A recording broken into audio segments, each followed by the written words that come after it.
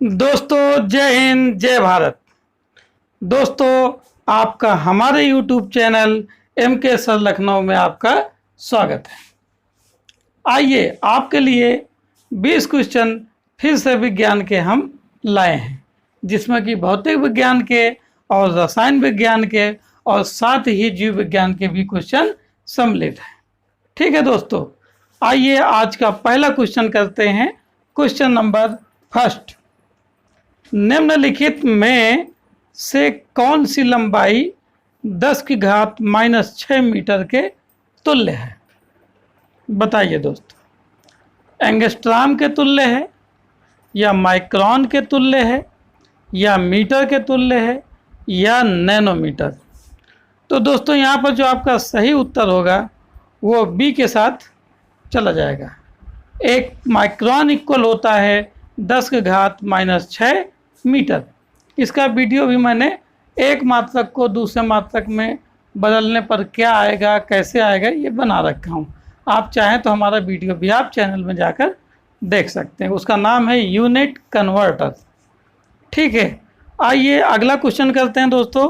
Question number 2, 9.13 into 10⁴ kilogram में सार्थक अंकों की संख्या होगी। कितनी होगी सार्थक अंकों की संख्या 9.13 इंटू 10⁴ किलोग्राम में? बताइए दोस्तों। पहला आंसर है आपका ए, यानी 2 है या 3 है या 4 सार्थक अंक या 5 सार्थक अंक होंगे। बताइए दोस्तों। तो इस पूरी संख्या में 9.13 इंटू 10⁴ में परिमाण आपका 9.13। तो इसमें दोस्तों आपके 3 सार्थक अंक होंगे, अर्थात उत्तर आपका बी सही हो जाएगा। ठीक है दोस्तों, चलिए अगला क्वेश्चन करते हैं। क्वेश्चन नंबर 3, एक कण r त्रिज्या के वृत्त की परिधि पर 2 चक्कर लगाता है, उसका विस्थापन होगा। हमें विस्थापन निकालना है दोस्तों, दूरी नहीं निकालना है। तो कोई वृत्ताकार आकृति है और वो कोई एक कण है जो r त्रिज्या के वृत्तीय पथ पर 2 चक्कर लगाता है उसकी परिधि में। ठीक है, तो उसका विस्थापन कितना होगा? तो दोस्तों विस्थापन का मतलब ये होता है वह न्यूनतम दूरी जो प्रारंभिक स्थिति और अंतिम स्थिति के बीच होती है, उसी को विस्थापन कहते हैं। यहाँ पर क्या है, वो 2 चक्कर लगाता है। मान लीजिए इस पॉइंट से वो स्टार्ट किया दोस्तों, तो एक चक्कर लगाया, फिर दूसरा चक्कर लगाया और वहीं पर पहुँच गया जहाँ से वो चला था। तो स्टार्टिंग पॉइंट और अंतिम पॉइंट दोनों एक ही है, अर्थात जो विस्थापन होगा दोस्तों यहाँ पर कितना हो जाएगा? 0। तो ए नंबर आपका सही हो जाएगा। ठीक है दोस्तों, चलिए अगला नया क्वेश्चन लेते हैं। क्वेश्चन नंबर 4, 5 किलोग्राम द्रव्यमान की वस्तु का संवेग 25 किलोग्राम मीटर पर सेकेंड हो तो उसका वेग कितना होगा? जब भी न्यूमेरिकल क्वेश्चन आता है दोस्तों, सबसे पहले नोट कर लें क्या क्या दिया होता है। तो मास दिया है, यानी द्रव्यमान कितना दिया है 5 kg, और संवेग दिया है दोस्तों, p की वैल्यू दी है 25 किलोग्राम मीटर पर सेकेंड। हमको वेग निकालना है v, तो सूत्र होता है p बराबर m इंटू वी, और v हमको चाहिए तो m अपान में चला जाएगा p के। p की वैल्यू 25 है, m की वैल्यू 5 है, तो 5 का भाग 25 में देंगे तो कितना आएगा दोस्तों? 5। अर्थात वेग जो हो जाएगा दोस्तों 5 मीटर पर सेकेंड हो जाएगा। ठीक है दोस्तों, चलिए अगला नया क्वेश्चन करते हैं। क्वेश्चन नंबर 5 क्या कहता है, 3 किलोग्राम तथा 8 किलोग्राम की 2 वस्तुएं समान ऊंचाई से, ठीक है, 2 वस्तुएं समान ऊंचाई से नीचे की ओर स्वतंत्रतापूर्वक गिराई जाती हैं। उनके पृथ्वी पर पहुंचने में लगे समयों का अनुपात क्या होगा? तो दोस्तों नीचे जब पृथ्वी पर गिरती हैं तो वस्तु के द्रव्यमान पर समय निर्भर नहीं करता, अर्थात दोनों क्या हैं, एक ही समय पर गिरेंगी। अगर ये 10 सेकंड में गिर रही है तो ये भी 10 सेकंड में गिरेगी दोस्तों। तो जो अनुपात होगा वो 10/10 हो जाएगा, यानी 10 एक कम 10, यानी 1:1 हो जाएगा। तो जो आंसर होगा दोस्तों वो आपका बी हो जाएगा। ठीक है, चलिए अगला क्वेश्चन करते हैं दोस्तों। क्वेश्चन नंबर 6, निम्न में से कौन सामर्थ्य का मात्रक नहीं है? क्वेश्चन बहुत अच्छे ढंग से पढ़ा जाता है, समझा जाता है। यहाँ पर सामर्थ्य का मात्रक नहीं पूछ रहा है, यहाँ पर दोस्तों ये पूछा जा रहा है कि कौन सा सामर्थ्य का मात्रक नहीं है। तो हमको पता है फार्मूला एक होता है सामर्थ्य का, P = W/T। W कार्य है, T समय है। कार्य का मात्रक जूल, T का यानी समय का मात्रक सेकंड, यानी जूल पर सेकंड ये समय का मात्रक होगा। और जूल पर सेकंड को वाट भी कहते हैं, तो वाट भी है सामर्थ्य का है। और अश्वशक्ति भी सामर्थ्य का मात्रक होता है। एक अश्वशक्ति बराबर होता है 746 वाट। तो बचा कौन सा उत्तर दोस्तों? बी नंबर बचा। तो ये आपका सही हो जाएगा, जूल × सेकेंड ये समय का मात्रक नहीं है। ठीक है दोस्तों, चलिए अगला क्वेश्चन करते हैं। क्वेश्चन नंबर 7, अनुप्रस्थ तरंगों में माध्यम के कण दोलन करते हैं।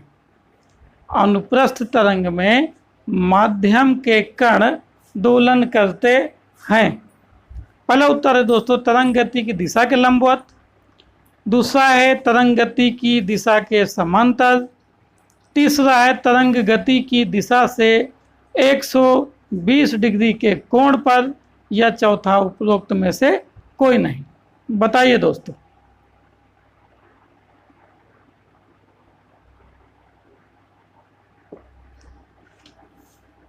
बहुत बढ़िया क्वेश्चन। तरंगे दो प्रकार की होती हैं दोस्तों, यहाँ पर अनुप्रस्थ तरंगे और अनुदैर्ध्य तरंगे। तो जो अनुप्रस्थ तरंगे होती हैं उनमें जो माध्यम के कण होते हैं वो तरंग के चलने की दिशा के लंबवत कंपन करते हैं। तो यहाँ पर जो दोस्तों आपका उत्तर होगा वो ए नंबर आपका सही हो जाएगा।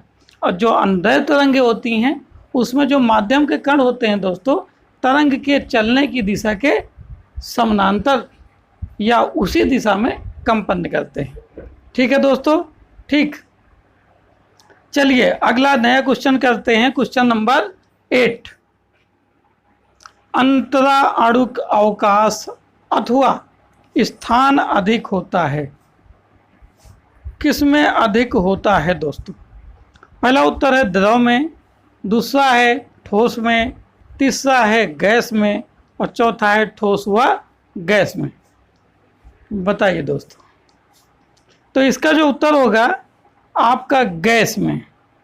जो गैस होती है उसके अणुओं के मध्य बीच में स्थान सबसे ज़्यादा होता है अपेक्षाकृत द्रव व ठोस के। ठीक है दोस्तों, चलिए अगला नया क्वेश्चन करते हैं। क्वेश्चन नंबर 9, अमोनिया है क्या है दोस्तों? तत्व है, मिश्रण है, यौगिक है या नाइट्रोजन व हाइड्रोजन का मिश्रण? तो दोस्तों यहाँ पर जो अमोनिया है, अमोनिया का जो सूत्र होता है NH3, तो ये एक प्रकार का क्या है? यौगिक। तो उत्तर आपका दोस्तों क्या हो जाएगा? सी। ठीक है, आइए अगला क्वेश्चन करते हैं दोस्तों। क्वेश्चन नंबर 10, प्रोटॉन का खोज करता है, अर्थात प्रोटॉन की खोज की थी किसने दोस्तों? पहला उत्तर है चैडविक ने, दूसरा है गोल्डस्टीन ने, तीसरा है रदरफोर्ड ने, चौथा है डाल्टन ने। तो बताइए दोस्तों कौन सा उत्तर आपका सही होगा? तो यहाँ पर जो उत्तर है दोस्तों वो सी नंबर सही है, प्रोटॉन की खोज रदरफोर्ड ने की थी। ठीक है, अगला क्वेश्चन करते हैं दोस्तों। क्वेश्चन नंबर 11, इसमें पूछता है दोस्तों एल्फा कण है।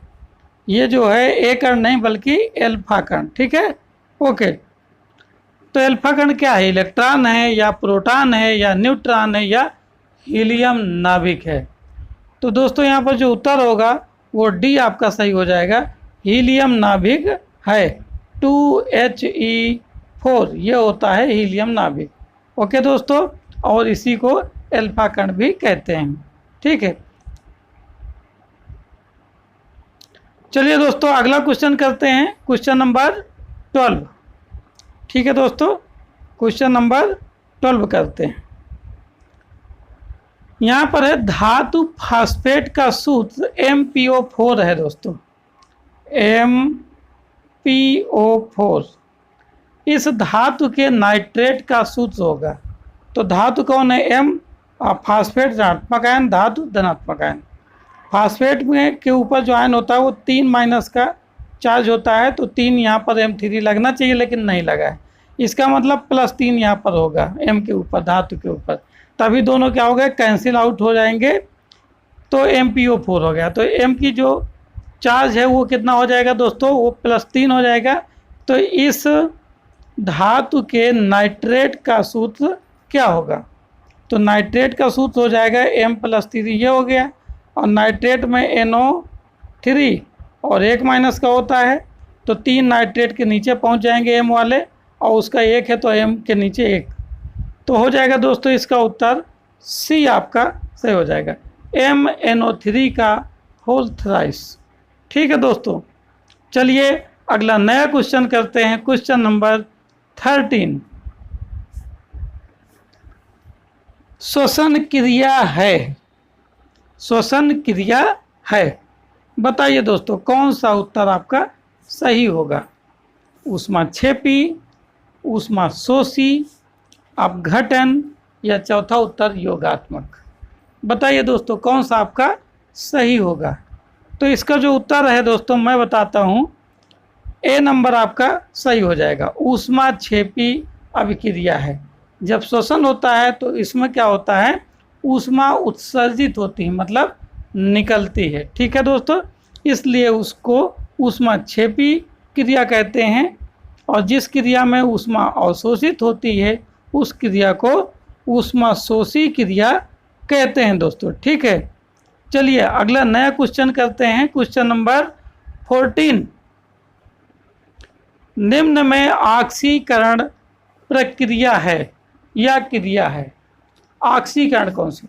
तो आपको मालूम होगा ऑक्सीकरण मैंने आपको बताया था, जब किसी पदार्थ में ऑक्सीजन जुड़ती है तो उसका क्या होता है? ऑक्सीकरण होता है। ठीक है, यह ऑक्सीकरण तभी होता है जब किसी पदार्थ में ऑक्सीजन जुड़ती है। लेकिन यहाँ पर ऑक्सीजन कहीं पर दिया नहीं, तो दूसरी एक परिभाषा है इलेक्ट्रॉन के आधार पर। तो ऑक्सीकरण क्रिया उसमें होती है जिसमें इलेक्ट्रॉन त्यागा जाता है, मतलब बाहर निकलता है। तो पहले में दोस्तों तो इलेक्ट्रॉन देखिए यहाँ पर जुड़ रहा है, तो ये तो होगा नहीं। दूसरे में भी आयोडीन में 2 इलेक्ट्रॉन जुड़ रहे हैं, तो ये भी नहीं होगा। तीसरे में भी हाइड्रोजन में इलेक्ट्रॉन जुड़ रहा है, तो ये भी नहीं होगा। स्वाभाविक है चौथे में इलेक्ट्रॉन निकल रहा होगा, है ना। यहाँ पर देखिए भी, अगर ये +2 इलेक्ट्रॉन इधर ले जाएं तो ये जब -2 इलेक्ट्रॉन रहा होगा तभी तो उधर जाने पर प्लस का हुआ। इसका मतलब कॉपर से 2 इलेक्ट्रॉन निकल रहे हैं, तो आपका उत्तर जो हो जाएगा यहाँ पर दोस्तों D नंबर आपका सही हो जाएगा। ठीक है, ओके, चलिए अगला नया क्वेश्चन करते हैं दोस्तों। द्विपद नाम पद्धति के जनक कौन थे? तो इसका उत्तर बताइए दोस्तों। पहला है लेमार्क, दूसरा है डार्विन, तीसरा है लिनियस और चौथा है मेंडल। बताइए दोस्तों कौन सा उत्तर आपका सही होगा? तो मैं आपको बताता हूं दोस्तों, सही उत्तर इसका C हो जाएगा। ठीक है दोस्तों, चलिए अगला क्वेश्चन है आपका क्वेश्चन नंबर 16। DNA बहुलक है। पहली बार DNA किससे बना होता है?